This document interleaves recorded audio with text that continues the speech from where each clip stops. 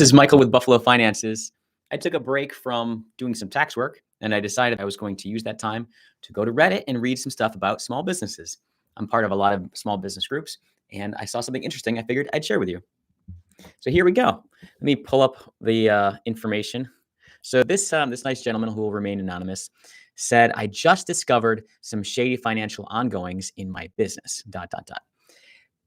And I'll just read this whole post to you. Before I get into it, I know, I need a lawyer, get an accountant, etc.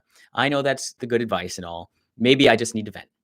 I've been in business for 14 years. My business partner has been in business for going on 11 years as my partner. For all this time, she has been the head of all things finances, pay, expenses, taxes, all that. After doing an audit of the numbers, I discovered that she has been underpaying me. Oh no. This year, I am light over $10,000. That's a lot of cash. This spawned me to go and recheck previous numbers and previous year's numbers. And this is where I found a really big shady thing. I think I found a really big shady thing that she's been doing. We have a weird business that, without getting into the details, we both operate under a single LLC, a 50-50 pass-through corporation, meaning our profits just pass straight through to us. Our pay is different because we offer two different pieces of a bigger pie. However, when I went through last year's numbers, I looked at what the tax form said versus what I actually paid. There's a $55,000 difference, which means her pay has been reduced by $55,000, which means I have been paying her tax bill for God knows how long. How long has this been going on? How in trouble is she? How in trouble am I? I don't want to get her into legal trouble. I just want her to get out of the LLC. I started the business and she was a great help over the growing years, but now she's checked out of the business and does less and less while underpaying me and has me paying her taxes. I'm so angry right now I could spit. I brought up the underpayments to her this past weekend and the response was instant gaslighting and making me out to be the problem. Like I said, get a lawyer, get an accountant. I know. I just need to let some of this steam off. All right, so this is the gentleman who likes Mr. Rogers. This is his post, and I'm very confused about how he thinks things work, and his details are very vague. So he might just be not sharing enough details to understand what's going on here. But he said a couple things that I'm just going to address. First of all, if you can't talk to your partner, you're in a partnership, 50-50 partnership, you can't talk to them about finances and it doesn't make sense, then you should not be partners. If you have to go to strangers and say, hey, strangers, give me advice, then you should not be in this position. 14 years, you've been in business for a long time, 11 years with the partner, you should definitely have a good relationship with your partner. And if you don't, you have to eliminate the partnership. So the first major thing is people don't just get out of partnerships. You don't just exit a partnership. One partner will have to buy the other partner, which means that this person he's having a difficult time with, he's going to have to give her money. That's how you buy somebody out.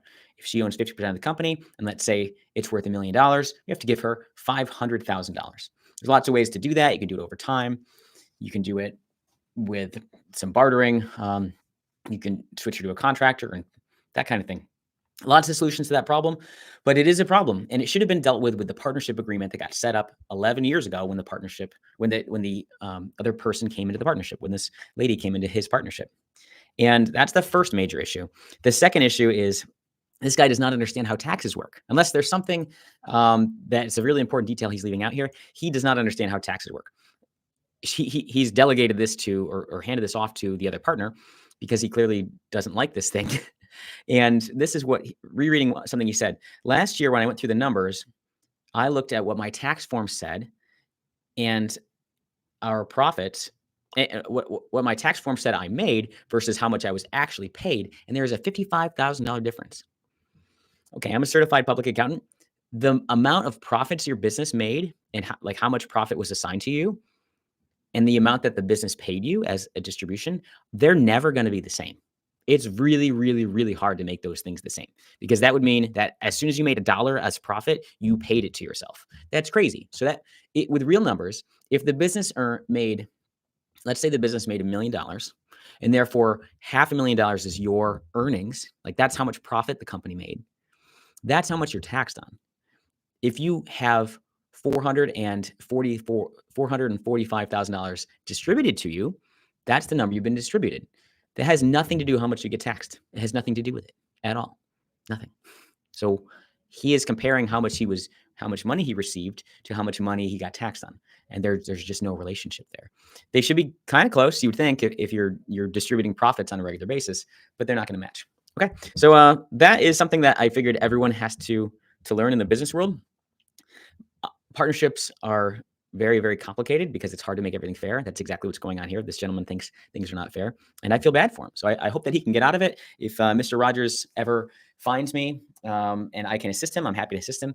But that's where I'm going to leave things off now, and I'm going to go back to doing some tax work. Hopefully you're having a wonderful day, and we'll see you soon in another video.